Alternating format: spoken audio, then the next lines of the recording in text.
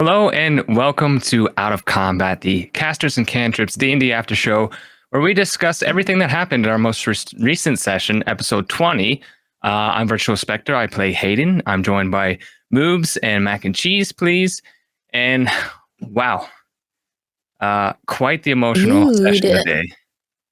Well, first off, let's address the elephant in the room. You were turned to stone, dude.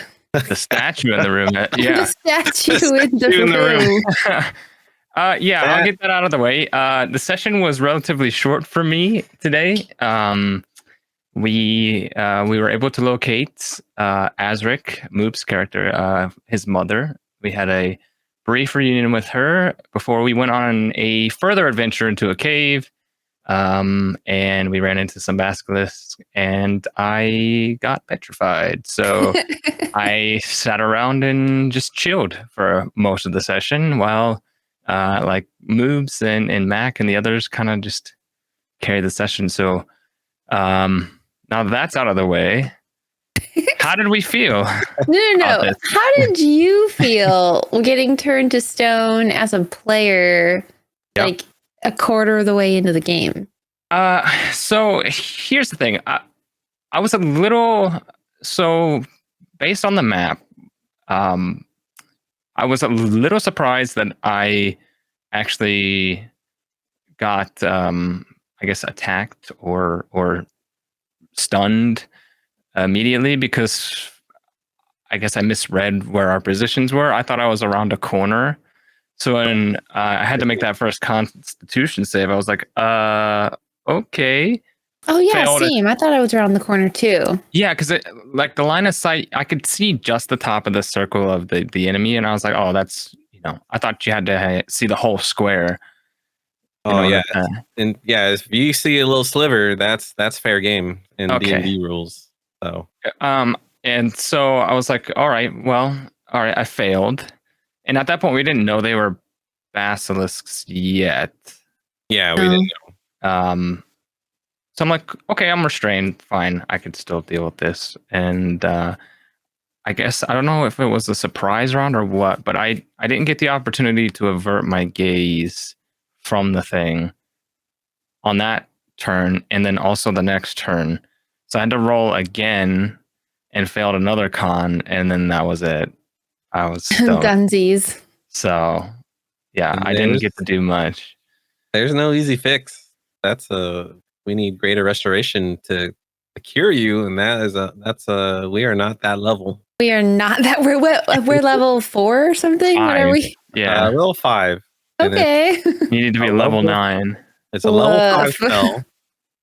So if we could somehow gain 4 levels right away, because Emmy, as a druid, can cast the spell, but yeah, she can cast it like she has the ability, or she currently has it. When she gets to that level. When she gets that level, she can cast the spell. Yeah, you get level 5 spells at level 9. So we're far away from that. The only other recourse is to hopefully find somebody in the church or whatever to do it, but then I guess that's not going to be an easy thing either. So right now Hayden's pretty much out of the game. Well, what if we went to like the hospital and did like someone like look what happened, blah blah blah, like someone save him? I think the hospital is the church. I think that's what Max was saying. So gotcha. Because it's also a cleric spell, so we need the clerics. If there is a cleric high level enough and willing to cast that spell on Hayden, then we should be good. But we don't know if that's going to happen or when that's going to happen. So yeah, I wonder if Azric will have to make a deal. Hey, I'm back. Because apparently I'm a chosen of the Lotus King. So so I'm a statue. That's kind of where that ends, I think. So, but we need to get into some of the Azric stuff. The juicy stuff. Tell us a little bit of what that was like, the initial reunion, and then you sort of had like a real deep conversation not technically one-on-one because everybody was there, but dragging your stone ass. more or Yeah, we less were walking one-on-one. back. Yeah. Yeah. Uh, A lot of role play. it was weird. I didn't think I was going to be so into my character where I actually felt like excitement to meet my foster mother. And like when we had the reunion, actually I like got really teary eyed and I almost had like tears come down my face. So I felt I guess awesome that I was actually that invested in my own character that I can feel what my character is feeling at that moment. I knew there was going to be some hard discussions because Azric no longer follows the faith. He's got some weird powers from some undetermined source. So who knows? Will that come into play? Like if we go to the church and Azric decides join the order again, what does that mean for his warlock powers? Because he's gaining his source of arcane magic from something else and so there'll be some conflicting things with like the divine powers with the warlock powers. So I'm actually what does that mean? Oh, sorry. Yeah, I'm gonna have to make a choice. I can't be both. I think there's a further layer. What does that mean in terms of kind of our current career paths? Because if you rejoin the church, I'm sure they're not going to be like, okay, see you later, Azric, go back to being a sailor man. Yeah. They're probably going to be wanting you to do stuff for them for. Well, yeah, Max laid down a lot of like lore and in history. Like there's this person called the Dawn, who is also one of the Lotus King's chosen. And during the role playing, Azric, they kept telling me as a child that you're gonna just be like him. You're the chosen. You're chosen by the Lotus King. You'll be him because he's like, like this paladin figure that everybody loves and is adored by everybody, and just like it's like a champion of the Dawn Father or the Lotus King or whatever. The Dawn Father. Well, isn't that like a thing? That's like a thing in like. Right? Is that in not the Godfather D&D? movies? Yes. No, not Don like DON. I think it's like another. We're playing our own homebrew like thing, but I think Dawn Father is like another D&D like. So Dawn is the leader of he's the High Warden, so he's the leader of the Watch. Oh, okay. But they kept comparing Azric to him. And like, you're just gonna be like him. You're gonna be a hero. And so like, to Azric as a kid, and being like, well, I can never be him. I'm always sick. Can't even go play and do things like normal kids do. Like, how could I ever be like him? So he got a lot of disdain, like resentment towards the Dawn, even though the Dawn technically didn't do anything wrong. It's just like, he's everything I can't be. Right. Do you know why? Or you probably do, but why they chose Azric? Is it because you manifested some celestial powers when you were young or something? My character, I'm an Azamar. So the way Max has it in his world, if you're Azamar, you're God touched. So the God has blessed you. So it's just because I was born as an Azamar. Why I am considered the chosen. Do you think when you met your mother, there was like a little bit of almost shame and guilt about your past, or like your present, what you're currently doing? You almost didn't want to share. Do you feel like she would be sad? Oh, for sure. That's the Lotus King's teachings, it's about forgiveness and freedom, being truthful and all that stuff. So I was really appreciative for you, Mac, when you were playing as Taj and you're like, you tap me on the shoulders, like, it's okay. You don't have to say everything right now. Mm-hmm. Or don't tell her the bad things you've done in life. So yeah, like it's not necessary. You don't need to divulge. So yeah, definitely Jacinda would very much disapprove of the things Azric has done. So she's just like being a pirate and the things that come with being a pirate. I mean, we staged a mutiny on the ship, and we really haven't gone into details of what really went down. At least the audience doesn't know. And like Mac and I, we know because it's our shared backstory. I'm not even the players, the cast don't even really know what went down. I don't really know. No. Trying to piece it together. So I think, Jacinda would very much see Azric in a different way. Sure. Yeah. I found it interesting as an observer how Max was playing Jacinda.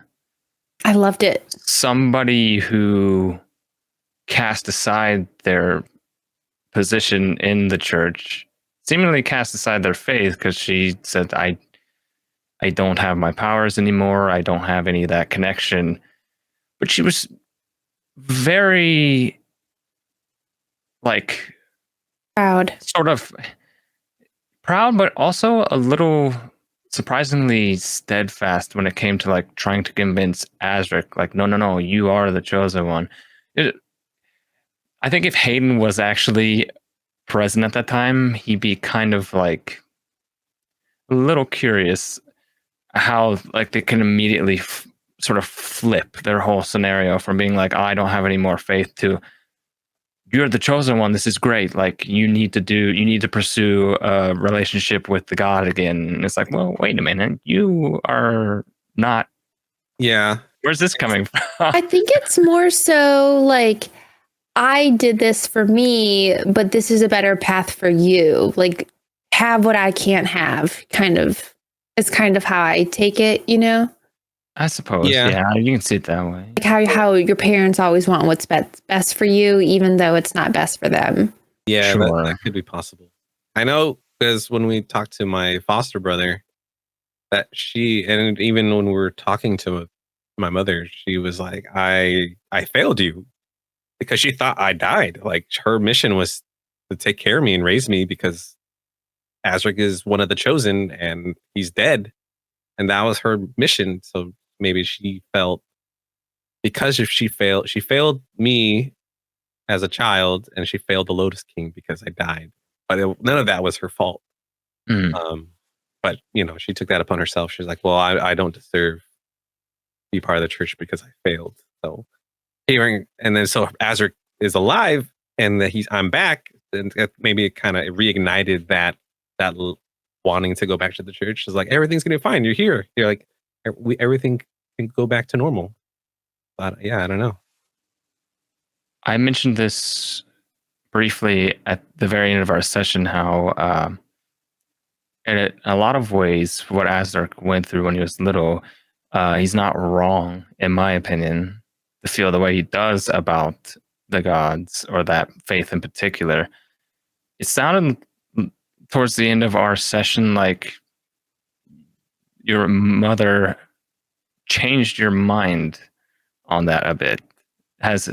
Is Azric now maybe not quite so down on the god like he was, or was that a little bit of a conciliation thing towards your mother? I think it was I think it was a combination. Azric feels really bad the way his mother is living her life now. She left the church, she's living as a hermit. She's traveling super far in the jungle, gathering these rare herbs and fungi and risking her life for what, when she can just live an easy life with the church and do what she does. And she lost her powers. She's no longer with the Lotus King. So coming home and feels it's his fault. It's Azric's fault. He probably could have tried harder to get back home. He could have tried harder to leave the pirate life and find a way home. But he chose to live the life the way he thought he wanted. Also talking to Etheria. So basically, is basically an intermediate between the Lotus King and Azric. So he has basically a celestial friend that talks to Azric, and he's kind of pushing like you're not doing anything for yourself, or you're only being selfish, and you have to have faith, and you're the one who has to believe, not the Lotus King. So it's so hard for Azric to. It's a tough situation. Admit Yeah. that. I don't know. I don't know how I'm as a player and as the character, how I'm gonna reconcile with that, and because like if he's doing this just to heal Hayden, then that's a selfish reason. He's not doing it for He's himself. doing it for somebody else. Is that selfish? Not necessarily. It's a lot to process in a very short amount of time, right? A lot of because Azric spent most of his life kind of, you're just like, nah, this whole God thing is awful, and these people are, they gave me a terrible childhood, and then now you're kind of bombarded with meeting your mother again, and she's saying like, this is a great thing, you need to reconnect, and then also your celestial friends like, no, you need to reconnect. It's a lot. It would be tough if my character was going through it. I don't know how I would play it, because I would definitely still have my reservations about it. But at the same time, you have two people that are one raised you, who's wants the best for you, and then another one who's kind of been by your side, I guess, for most of the time. Yeah, pushing you in another way. So it is tough, and that's why kind of Azric always looks to Taj for reassurance. How does that relationship feel with you? Yeah, how does Taj feel about these? Taj heard all this stuff about Azric. Because you spent the most time with him over the course of his life. So how do you feel about his mother coming in? And I think it's like one of those like protective friend situations where like you know what your friend actually wants, and like he's trying to like appease his mom, and so like I think she's just gonna kind of go with whatever Azric wants, because she's not the kind of like, she's like emotionally mature where she's like, you should do blah blah, like you're a grown ass man, like do what you are gonna do, and I'm gonna support you, but like what you're doing is dumb, but she's not gonna tell you that, like, because you're a grown ass man, like that's just kind of her like vibe, I guess. So I think I don't know, I think I'm interested to see how like Taj and Azric's like relationship progresses even more so, because like we saw like some more flirting this go around from this last episode, and then like we're digging into his past a little bit more, which like kind of brings people closer together. So like there's just, and like I guess getting introduced to his mom. Oh yeah, I didn't even think about that. It's a big deal. Yeah. You did kind of say like, this is somebody who's special to me, like she's been a friend for a long time. He did, yeah. I don't know.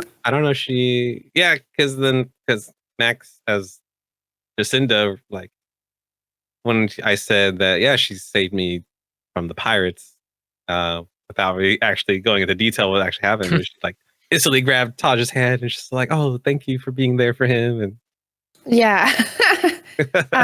it's gonna be interesting if she can't help us get that flower, how that bridge is burned, because it's going to be burned unless you lie, and like how I kind of see Azric and how Taj would play it out is like, oh yeah, I'll join your church, and then get the flower and be like, deuces, and leave. Like she doesn't care. It doesn't mean anything to her, That's So it's That's like, kinda what I was do what hinting you at a got to do little. to get it, and then you're out. Like, I joined, but did I join? Yeah, that's kind of what I was Yeah. trying to get at with my question earlier about like how is this going to affect the rest of our little career that we go.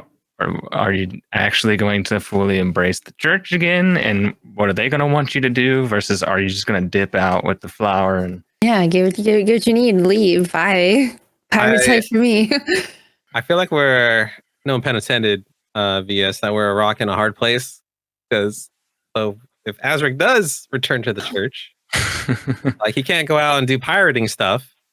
And if he doesn't do pirating stuff, what does that mean about Captain Blackbeak? So she's you still have a whole expecting her. you have a whole crew, man. She's still expecting her money, right? Yeah. And if Azric just abandons being the pirate life, like she's gonna come after him, right? So, and then that means he comes after the crew as well because collateral damage. So, Yeah. Campaign 3, no. I will note as a player, we need 3 items for this scroll, and we have 4 options. The flowers, 1 option. So if things ultimately don't work out with the flower, we're not out of it. There's other options, but this was like the closest one to us at the time. So Yeah, I have guess it we'll just have to down. see how it goes. Ironwood, silver tongue, basilisk scale, echoing crystal. We got the Are the scale, 4. right? We have crystals one here on the island. Yeah, there could be crystals on the island. Yeah. So that's potentially 2. Then whatever that the wood thing I wrote down on test planes. So yeah. And the Starfall Prism is in the museum. Well, so a lot of what we need is here on Esco. We don't get the Blossom, we can wait another month because there's still so many things we need to get on this island. Mm-hmm. So yeah, I don't think it's necessarily. There's a lot of pressure involved with going for the flower, and there's a lot of potential bridge burning that could happen as a result. So I guess we just need to like really, not me because I'm stone, but you guys have a lot to weigh in terms of like, is it going to be worth it to burn some bridges or however Azric decides to do things? Or should we refocus on something else? You know? Yeah. We'll just have to find out as we progress through the campaign. Yep. Yeah. That's gonna wrap it up for us here at Casters of Cantrips or Out of Combat. I hope you enjoyed the episode and enjoyed this podcast. And yeah, you can follow us everywhere. Casters of Cantrips, YouTube, Twitch, Patreon, Discord, and on Twitter will be Casters Cantrips. Yeah, thank you so much for listening, everybody, and we'll catch you next time. All right, take care.